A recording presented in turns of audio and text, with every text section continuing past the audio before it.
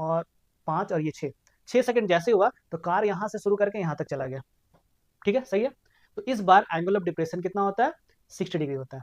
ठीक है, जैसे जैसे ये बिल्डिंग की तरफ मूव करेगा ना, एंगल ऑफ डिप्रेशन उतना ही इंक्रीज करता चला जाएगा, बढ़ता चला जाएगा। ठीक है, दूर जाएगा तो एंगल ऑफ डिप्रेशन का बात हो रहा है, तो उससे पहले हमें हॉरिजॉन्टल लाइन बनाना पड़ेगा, जो हमने ऑलरेडी ड्रॉ कर दिया मैंने यहाँ पे। सेकंड, हमें लाइन ऑफ साइट बनाना पड़ेगा। इस बार ऑब्जेक्ट यहाँ पे है, तो ऑब्जर्वर से ऑब्जेक्ट तक जो स्ट्रेट लाइन बनेगा उसको बोलते हैं लाइन ऑफ साइट। अब लाइन ऑफ साइट और हॉरिजॉन्टल के बीच जो एंगल बन रहा है, ये एंगल, इसको बोलेंगे एंगल ऑफ डिप्रेशन। और इस बार दिया। हेलो स्टूडेंट्स, तो आज हम लोग करने वाले हैं some application of trigonometry based कुछ प्रॉब्लम्स। ठीक है, इससे पहले भी आपने अगर वीडियो को फॉलो किया होगा तो आपको ये मालूम होगा मैं चीज़ों को किस तरह से डिस्कस कर रहा हूँ।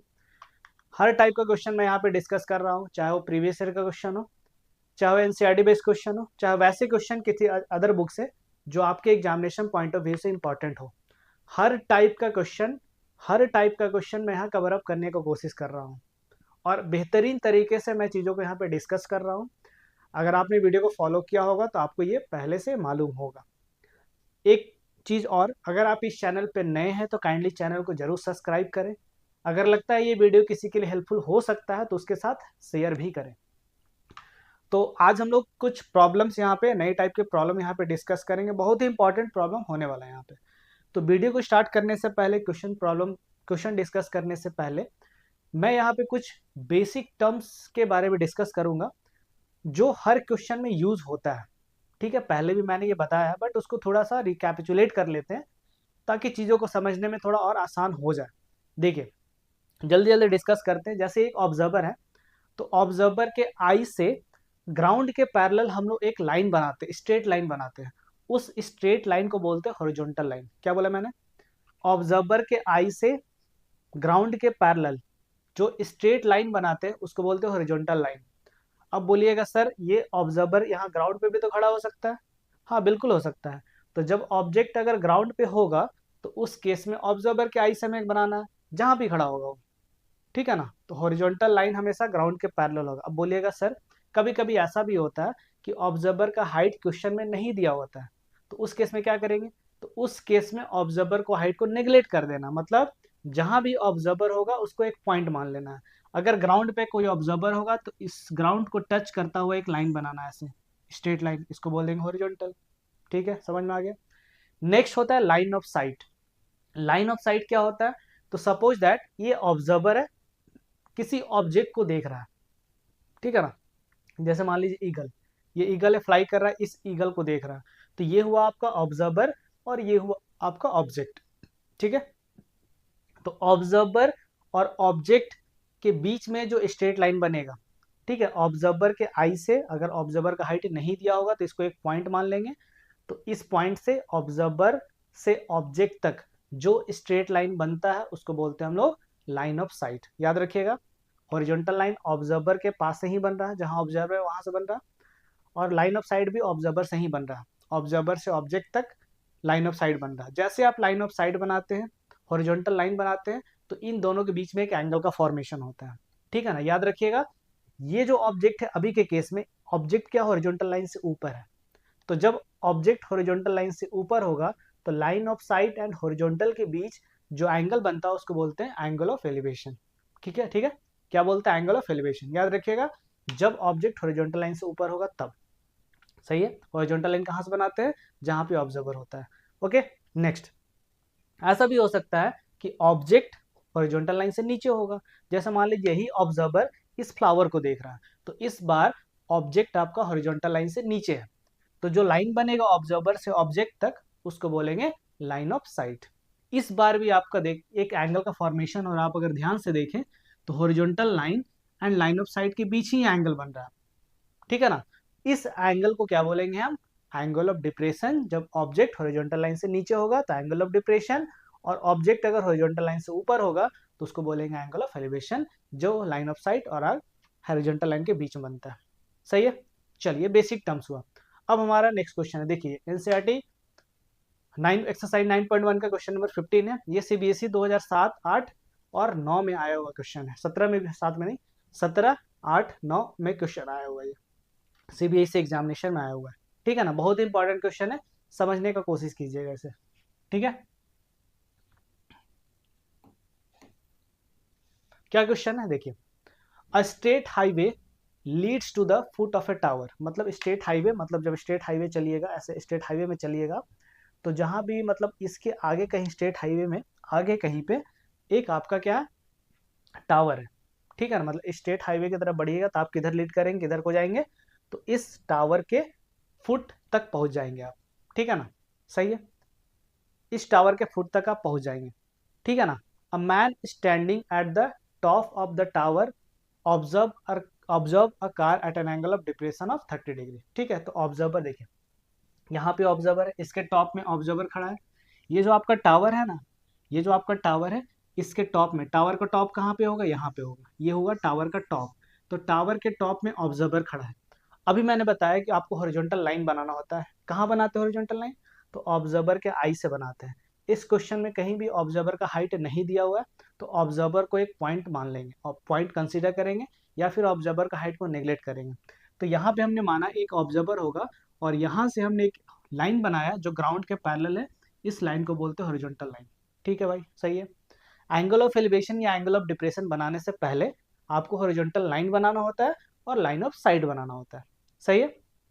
तो इसने क्या किया, इस ऑब्जर्वर ने एक कार को देखा, एक कार को ऑब्जर्व किया जो इस टावर की तरफ आ रहा था, ठीक है।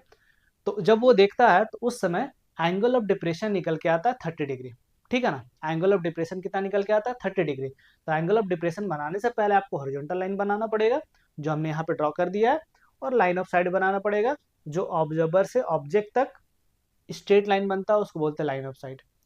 इस बार ऑब्जेक्ट जो है ना हॉरिजॉन्टल लाइन से नीचे है, तो लाइन ऑफ साइट और हॉरिजॉन्टल के बीच जो एंगल बन रहा है, ये एंगल, इस एंगल को बोलेंगे एंगल ऑफ डिप्रेशन। और इस क्वेश्चन में एंगल ऑफ डिप्रेशन दिया हुआ है 30 डिग्री, ठीक है। इस क्वेश्चन में एंगल ऑफ डिप्रेशन का मेजरमेंट कितना दिया हुआ है, तो ये दिया हुआ है, एंगल ऑफ डिप्रेशन का वैल्यू दिया हुआ है 30 डिग्री, सही है। आगे बढ़ते हैं, ठीक है। 6 सेकेंड लैटर, 6 सेकेंड के बाद, जैसे मान लीजिए ये वॉच है, ठीक है, 6 सेकेंड जैसे कंप्लीट होता है तो कार जो होता है बिल्डिंग की तरफ मूव करता है। तो 6 सेकेंड के बाद जैसे वो बिल्डिंग की तरफ बढ़ेगा तो एंगल ऑफ डिप्रेशन चेंज होगा, एंगल ऑफ डिप्रेशन क्या होगा, चेंज होगा। तो वो एंगल ऑफ डिप्रेशन दूसरी बार निकल के आता है 60 डिग्री, मतलब 6 सेकेंड के बाद फिर से जब इस कार को देखा जाता है तो उस समय एंगल ऑफ डिप्रेशन कितना हो जाता है, 60 डिग्री। देखिए ये टाइम हुआ 6 सेकेंड, यहाँ शुरू हुआ टाइम, और 5 और ये 6 सेकेंड जैसे हुआ तो कार यहाँ से शुरू करके यहाँ तक चला गया, ठीक है, सही है। तो इस बार एंगल ऑफ डिप्रेशन कितना होता है, 60 डिग्री होता है, ठीक है। जैसे जैसे ये बिल्डिंग की तरफ मूव करेगा ना, एंगल ऑफ डिप्रेशन उतना ही इंक्रीज करता चला जाएगा, बढ़ता चला जाएगा, ठीक है। दूर जाएगा तो एंगल ऑफ डिप्रेशन घटेगा। अब एंगल ऑफ डिप्रेशन का बात हो रहा है तो उससे पहले हमें हॉरिजॉन्टल लाइन बनाना पड़ेगा, जो हमने ऑलरेडी ड्रॉ कर दिया मैंने यहाँ पे। सेकेंड, हमें लाइन ऑफ साइड बनाना पड़ेगा। इस बार ऑब्जेक्ट यहाँ पे है, तो ऑब्जर्वर से ऑब्जेक्ट तक जो स्ट्रेट लाइन बनेगा उसको बोलते हैं लाइन ऑफ साइड। अब लाइन ऑफ साइट और हॉरिजॉन्टल के बीच जो एंगल बन रहा है, ये एंगल, इसको बोलेंगे एंगल ऑफ डिप्रेशन, और इस बार दिया हुआ है 60 डिग्री, ठीक है। तो ये एंगल ऑफ डिप्रेशन निकल के आया यहाँ पे, और एंगल ऑफ डिप्रेशन जो यहाँ दिया हुआ था वो था 60 डिग्री दिया हुआ था, ठीक है, कोई दिक्कत नहीं इसमें। क्या फाइंड करना है, find the time taken by the car to reach the foot of the tower from this point. तो इस पॉइंट से टावर का फुट यहाँ पे है ना, ये टावर का फुट है, ठीक है। तो इस पॉइंट से टावर के फुट तक आने में इस कार को कितना टाइम लगेगा, ये आपको बताना है, ठीक है, ये आपको बताना है। इस कार का जो स्पीड है वो यूनिफॉर्म स्पीड है। यूनिफॉर्म स्पीड मतलब equal distance in equal interval of time, time interval equal लेंगे तो डिस्टेंस भी आपका इक्वल कवर करेगा, वैसे स्पीड को बोलते हैं यूनिफॉर्म स्पीड, ठीक है, सही है। चलिए, तो कार को यहाँ से यहाँ तक आने में कितना टाइम लगेगा, ये हमसे पूछा जा रहा है।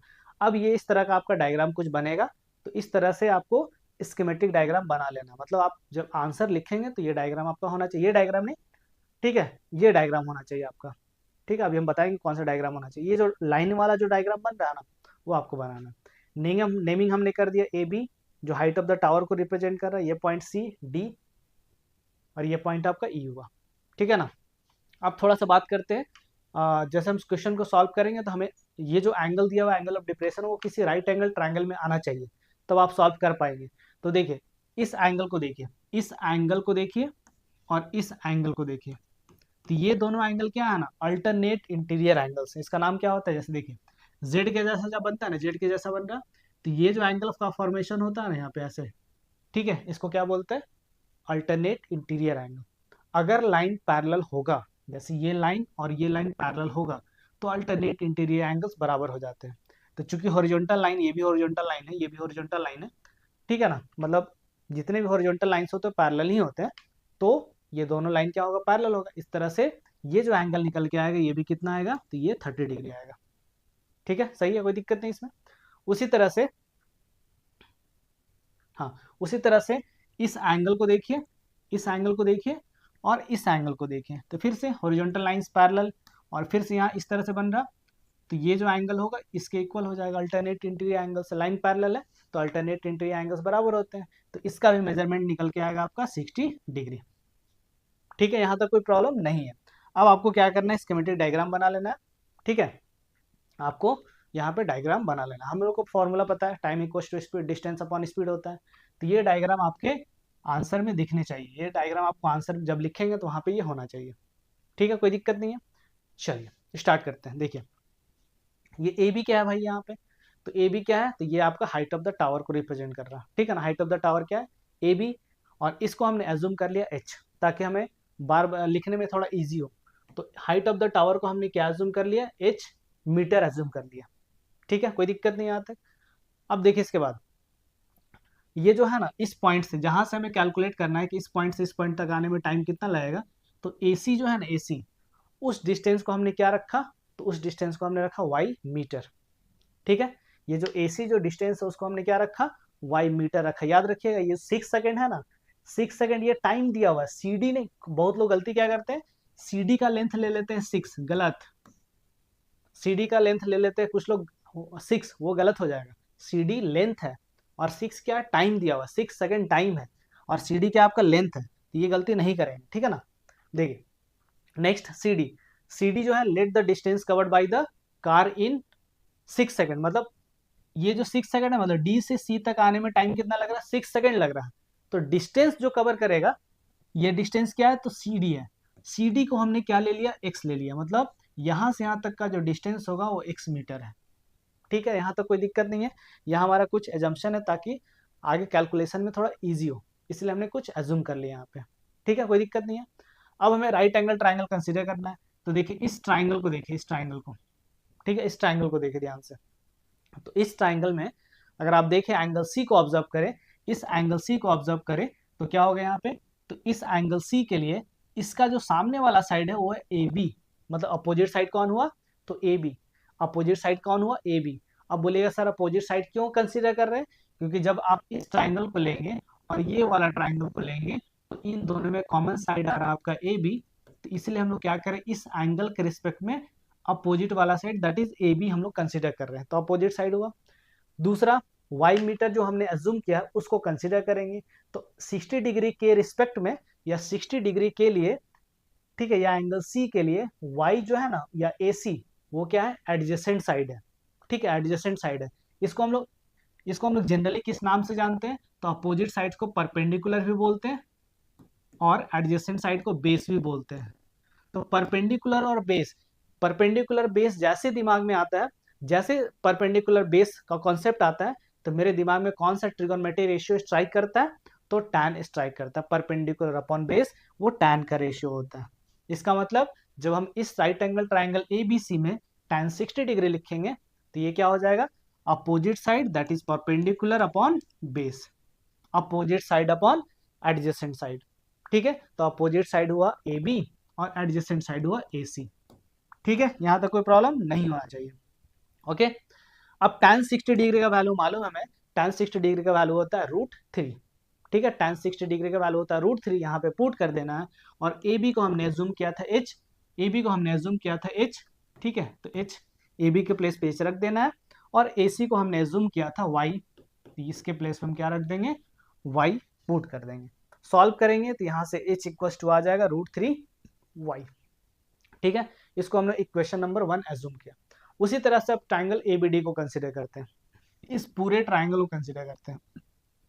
ठीक है, कोई दिक्कत नहीं यहाँ तक। इस पूरे ट्राइंगल एबीडी को कंसीडर करते हैं। ठीक है ना, तो इस ट्राइंगल में फिर से वही चीज, देखिए ये एंगल 30 डिग्री है, ये एंगल आपका 30 डिग्री, एंगल डी को ऑब्जर्व करेंगे तो ये एंगल 30 डिग्री है, ठीक है ना। और एंगल के रिस्पेक्ट में, इस एंगल के रिस्पेक्ट में जो अपोजिट साइड हुआ ये ए बी हुआ, जिसको हम परपेंडिकुलर भी बोलते हैं या फिर अपोजिट साइड भी बोलते हैं। और इसी 30 डिग्री के रिस्पेक्ट में ये पूरा जो एडी है वो क्या आपका एडजेसेंट साइड है, या बेस भी बोलते हैं। तो फिर से परपेंडिकुलर अपॉन बेस का जैसे रेशियो आता है, जैसे कॉन्सेप्ट आता है, तो मेरे दिमाग में कौन सा ट्रिगोनोमेट्री रेशियो स्ट्राइक करना चाहिए, तो स्ट्राइक करना चाहिए टैन, परपेंडिकुलर अपॉन बेस, ठीक है ना। तो फिर से यहाँ पे क्या लेंगे, इस right angle triangle A B D के लिए tan 30 degree equals to opposite that is A B perpendicular upon base that is A D. Tan 30 का वैल्यू होता है 1/√3, तो टैन 30 के प्लेस पे रखेंगे 1/√3 equals to A B, A B के प्लेस पे रखेंगे h, जो हमने एज्यूम किया था ए बी के प्लेस पे h, तो यहाँ पे पुट कर देंगे h अपॉन ए डी। तो ए डी क्या है भाई, तो ए डी तो आपका ए सी प्लस सी डी है, ठीक है, ए सी प्लस सी डी है, ठीक है। तो ए सी प्लस सी डी मतलब x प्लस वाई, या फिर y प्लस एक्स लिखे या x प्लस वाई लिखे, बात बराबर ही है। तो x प्लस वाई हमने यहाँ पे रख दिया, ठीक है, कोई दिक्कत नहीं है। क्रॉस मल्टीप्लाई करेंगे तो ये जो x प्लस वाई है इस 1 के साथ इंटू होगा, तो x प्लस वाई हो गया, और √3 इंटू हो जाएगा h के साथ, तो ये हो जाएगा √3h, ठीक है। अब इक्वेशन 1 से आप h के प्लेस पे क्या पुट कर सकते हैं, √3y। तो x plus y equal to h के प्लेस पे हमने रखा √3y, √3y इंटू √3, √3 इंटू √3, ये जो √3 इंटू √3 है ये हो जाएगा आपका 3, और y तो ये हो गया 3y। तो x plus y equal to 3y, और इसको सॉल्व करेंगे, y जब उधर शिफ्ट करेंगे तो x इक्वल टू निकल के आ जाएगा 3y minus Y that is 2y। इसको हमने एज्यूम किया इक्वेशन नंबर 2, ठीक है, कोई दिक्कत नहीं यहाँ तक। तो हमारे पास एक रिलेशन आ गया x और y में, क्या आ गया रिलेशन भाई, तो x इक्वल टू 2y, ये रिलेशन आ गया, ठीक है। अब देखिए, distance covered by the car in 6 second, मतलब डी से सी तक आने में टाइम जो लग रहा था 6 सेकंड लग रहा था। इस डिस्टेंस को हमने क्या अज्यूम किया था, x मीटर अज्यूम किया था। तो distance covered by the car in 6 second ये कितना है, तो ये है x मीटर, ठीक है, कोई दिक्कत नहीं है। अच्छा, स्पीड ऑफ द कार क्या होता है भाई, तो स्पीड ऑफ द कार हो जाएगा distance upon time, distance upon time, ठीक है। डिस्टेंस कितना है, तो C D that is x metre, distance हो गया आपका x, ठीक है। और टाइम कितना लग रहा है भाई, तो टाइम लग रहा है आपका 6 सेकेंड, ठीक है, कोई दिक्कत नहीं है। अब x के प्लेस पे हम क्या रख सकते हैं, तो x के प्लेस पे रख सकते हैं 2y अपॉन 6, सॉल्व करेंगे तो ये सॉल्व करेंगे तो 2 3 जा 6, तो यहां से आ जाएगा आपका y अपॉन 3, ठीक है। ये आ गया स्पीड ऑफ द कार। चूंकि कार का स्पीड यूनिफॉर्म है, मीटर पर सेकंड आप यहाँ पे लिख सकते हैं, ठीक है ना। टाइम अगर सेकंड में दिया हुआ है, डिस्टेंस आपने मीटर में एज्यूम किया, तो यूनिट क्या होगा, मीटर पर सेकंड, ठीक है, कोई दिक्कत नहीं है। अब मान लेते हैं, ठीक है ना, कि हमें ये कैलकुलेट करना है कि सी से ए तक आने में टाइम कितना लगेगा, ये कैलकुलेट करना चाहते हैं। तो time taken by the car to reach the foot of the tower from point C, तो टाइम इक्वल टू क्या होता है, तो ये होता है डिस्टेंस अपॉन स्पीड। हमने जो स्पीड का वैल्यू यहाँ पे निकाला है वही वैल्यू यहाँ पे रख देंगे, क्यों, क्योंकि स्पीड आपका यूनिफॉर्म है, ठीक है। तो जो स्पीड यहाँ पे होगा वही स्पीड यहाँ पे भी होगा। तो यहाँ से स्पीड तो हमें मालूम है, डिस्टेंस भी मालूम है, सी से ए तक आने के लिए डिस्टेंस कितना, तो वाई, तो डिस्टेंस भी मालूम है, स्पीड हमने निकाल लिया, टाइम कैलकुलेट कर लेंगे। तो टाइम इक्वल टू क्या हो जाएगा, distance upon speed. Speed of the car हमने निकाला था, डिस्टेंस कितना भाई, तो डिस्टेंस है आपका वाई, डिस्टेंस कितना है सी से ए तक आने के लिए, तो डिस्टेंस कवर हो रहा है वाई, और स्पीड हमने कैलकुलेट किया था वाई अपॉन 3, तो वाई अपॉन 3, तो इसको आप ऐसे भी लिख सकते हैं y divided by y upon 3।